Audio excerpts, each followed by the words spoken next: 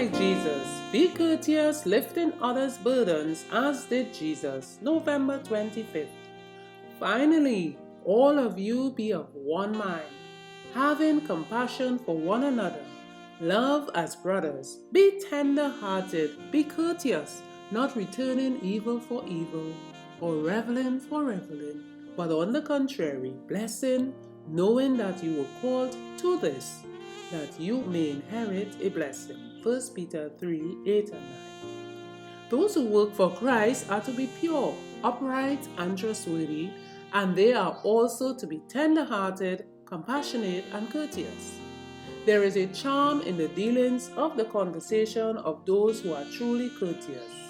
Kind words, pleasant looks, a courteous demeanor are of inestimable value. Uncourteous Christians, by their neglect of others, show that they are not in union with Christ. It is impossible to be in union with Christ and yet be uncourteous. What Christ was in his life on this earth, that every Christian should be. He is our example, not only in his spotless purity, but in his patience, gentleness, and winsomeness of disposition.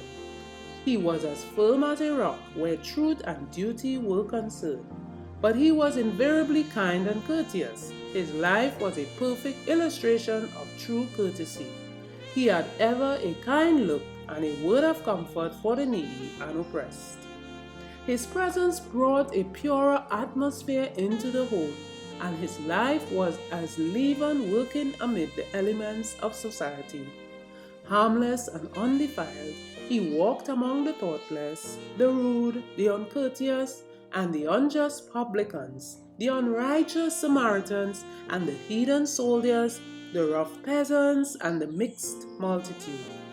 He spoke a word of sympathy here and a word there, as he saw people weary and compelled to bear heavy burdens.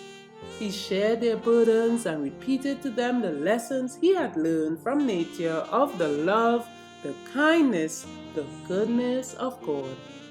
He sought to inspire with hope the more rough and unpromising, setting before them the assurance that they might become blameless and harmless, attaining such a character as would make them manifest as children of God.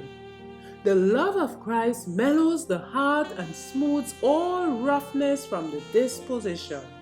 Let us learn from him how to combine a high sense of purity and integrity with sunniness and temperament. A kind, courteous Christian is the most powerful argument in favor of the gospel that can be produced. The Review and Herald, August 20th, 1959, from To Be Like Jesus, page 346.